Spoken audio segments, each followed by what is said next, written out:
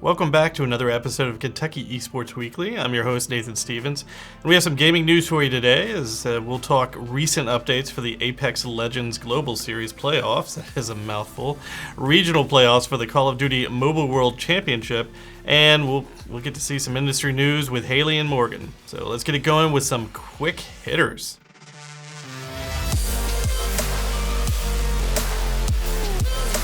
Apex Legends Global Series Autumn Circuit has been announced. EA and Respawn Entertainment announced their Autumn Circuit starting on October 3rd. The circuit is the next phase for the Apex Legends Global Series and will feature a $500,000 prize pot for competitors. That is a chunk of change.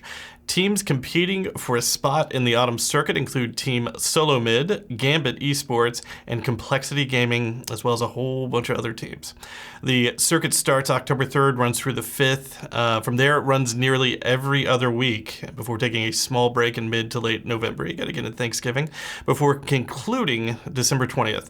You can go to the ALGS YouTube and Twitch channels for the actual live action, as well as their official blog for details if you need them for the Autumn Circuit.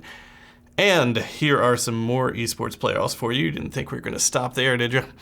The Call of Duty Mobile World Championship 2020 is heading to Stage 4 regional playoff mode in late September. 8 teams will compete against each other across the globe, which spans 4 different countries, as well as some unannounced regions. And we'll start competing against each other on September 26th, starting with Japan and Latin America. The winners of the regions will head for an interesting Stage 5 fight that will eventually conclude in an overall winner. Those Stage 5 details have not been released, slowly but surely. For more information about the Call of Duty Mobile World Championship, you can visit their esports site and prep accordingly for your fall viewing. I had no idea that Call of Duty Mobile was so popular. I saw it once and it looked good, but I just couldn't understand why people would do it. But apparently I can watch and figure it out. But after watching the action, I can see the appeal of it through some trailers that were released on it. But I don't know. We'll see how it works out. On that sweet note, we're done with quick hitters. Let's go to Hailey and Morgan for industry news. Welcome to the industry news for the week. I'm Hailey Salyers. Tyler was not available to record this week, so taking his place is the wonderful Morgan Mulberry. Morgan, thank you for joining me. Thanks for having me. All right, let's go and get into our first story. Marvel's Avengers is out now. The highly anticipated game was released last Friday, nearly 2 years after the game's announcement by Square Enix and Disney's Marvel Entertainment. The main plotline takes around 12 hours to complete, but the game is packed with add-ons and multiplayer options. The primary storyline sees the disbanded Avengers forced to rejoin forces as they face a new threat. Players can take on the roles of their favorite Avengers, like Captain America, Iron Man, Black Widow, and Thor. These iconic Avengers are voiced by new actors, but designed to look, sound, and feel like their MCU counterparts. The character of Ms. Marvel may be new to many players. While she exists in the comics, she is yet to make an appearance in the MCU. Ms. Marvel, aka Kamala Khan, is a Muslim American hero with stretchy, slingshot-like fists and the ability to transform to be larger than the Hulk. As many of the game's creators have said, Marvel's Avengers is meant to feel like a natural extension of the MCU. The developers plan to keep the game ongoing by rolling out more updates and additional content down the road.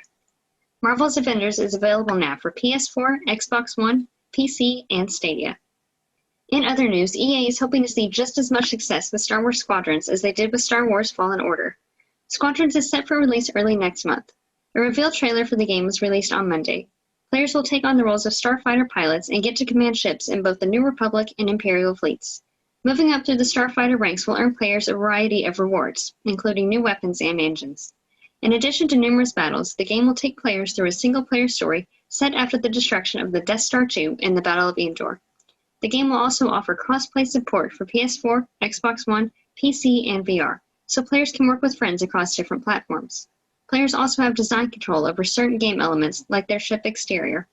Pre-orders of the game are available now and come with the possibility of earning cosmetic bonuses, like flight suits, starfighter skins, and decals. Star Wars Squadrons will be available on October 2nd for PS4, Xbox One, and PC. Take to the skies in the single-player neo-noir cyberpunk adventure, Cybercloud, as a delivery driver in a futuristic flying vehicle. It takes place in the city Novalis, with female protagonist Rania, as her adventures as a delivery driver eventually lead her into a mystery in which decisions you make are crucial. It has received much attention when it was released on PC earlier this year, and will be released on Xbox One, PS4, and Nintendo Switch on October 15th. Our favorite Bandicoot is back. Earlier this year, Crash Bandicoot It's About Time was announced for release. It takes place after the third installment, as you must join with Coco to reunite 4 quantum masks to help save the world from the villains Neo Cortex, Dr. N Trophy, and Yuka Yuka. You can pre-order the game now in physical and digital format. The official launch date for the game will be October 2nd. It will be available on PS4 and Xbox One.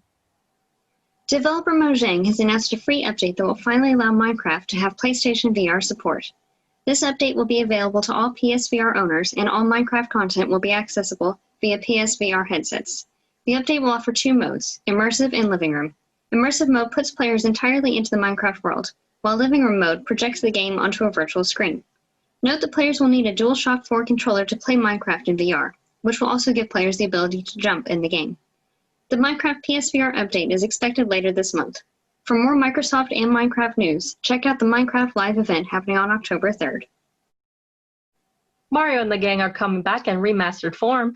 During Nintendo Direct's 35th Mario anniversary, Super Mario 3D Stars include your favorite classics, Super Mario 64, Super Mario Sunshine, and Super Mario Galaxy. This even includes performance enhancements that would be compatible with the playing experience, such as Joy-Con Rumble and enhanced graphics quality. The bundle launches September 18th and will only be available for purchase in physical and digital format until March 31st, 2021.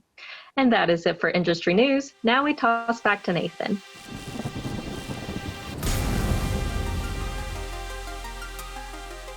And that's great news. Interesting Avengers stuff. I know that Avengers is a heck of a game. Alex, have you seen much of it? I've seen some previews. Yeah, it looks pretty good.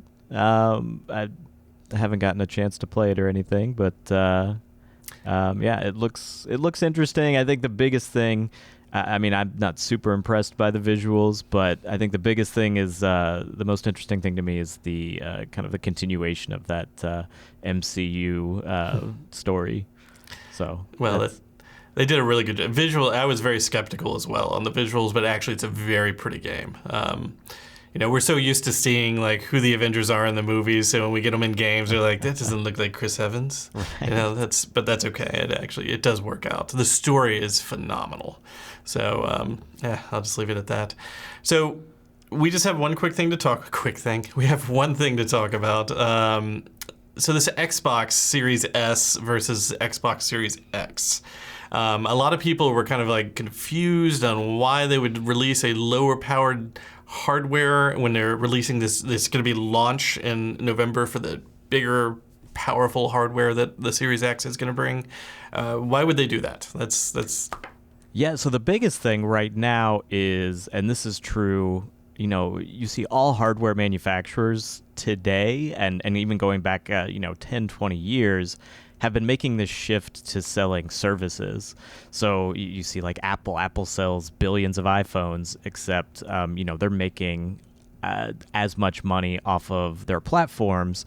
You've seen companies like HP and IBM, companies that are trying to move away from that hardware space and move into a services model. And so if you can introduce a lower priced piece of hardware, you can get people into your ecosystem, and especially with what they're doing with Xbox Game Pass, you can get people into your ecosystem both on, I believe, Windows and Xbox. Mm-hmm. And so the potential for higher revenues, if you can just get people into the door, or their foot into the door, then you can kind of lock them in somewhat to your ecosystem. So that's what's, even though you're not going to get the highest end gaming, and we've seen Xbox also announce that like all of the launch titles, I think, are going to be available on last gen and next gen consoles. Is that the case? I believe that's what they're shooting for. So we'll see how that works out. I guess that, this type of model is most of us don't know that we're already kind of in that type of model with something else. Spotify probably started it all off where they're just like, okay, you pay us a fee, we'll deliver your music, we can do it on a phone, we can do it on your tablet, we can now do it on your PlayStation. Having that service is far more valuable than having the hardware in the like the best hardware to run it. So that does make sense. And I don't know, it's still, for a lifelong gamer, it just feels irritating that it's more about the service rather than like getting the best experience possible. Because I can't imagine that a $299 system, which is the rumor for the Xbox Series S, is gonna take somebody that far when it comes to gaming. Like, there's gonna be a point in the life cycle of this next generation where that piece of hardware is not gonna survive the entire time. So why would somebody really want to blow that money? I guess that's also right. Economic times are tough for a lot of people right now, and young people, wherever you are on that spectrum, being able to game, hardware has gotten really good. In really the past 10 years, we've seen less, monumental shifts in hardware improvements and more of this incremental shift.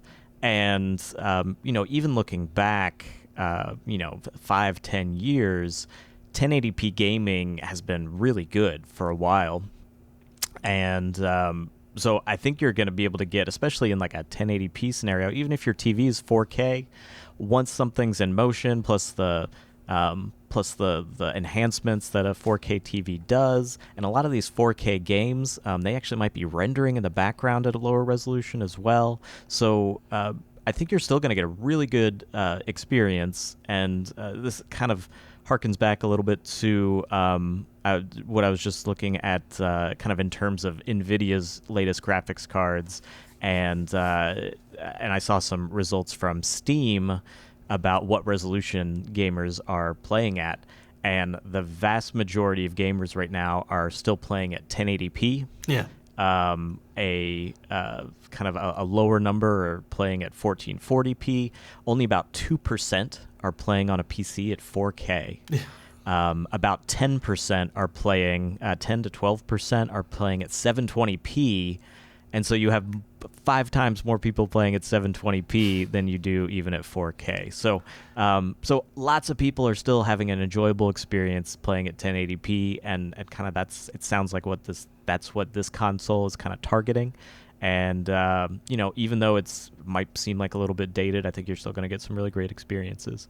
Well, that puts it in perspective. It's just, I don't like it when people are ripped off, and I want to make sure that the people who do go that route, because they're, like you said before, people are hard up on money, depending on where they are and how they're doing.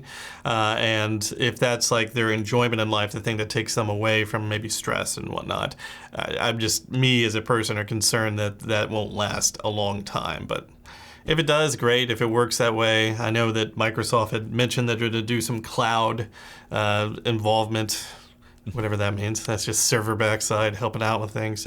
There's more game streaming services. Look at Google Stadia. None of them have been adopted heavily, but more and more companies are getting on board with these, cloud gaming services. And from the reviews I've read, latency is actually playable, even on Stadia.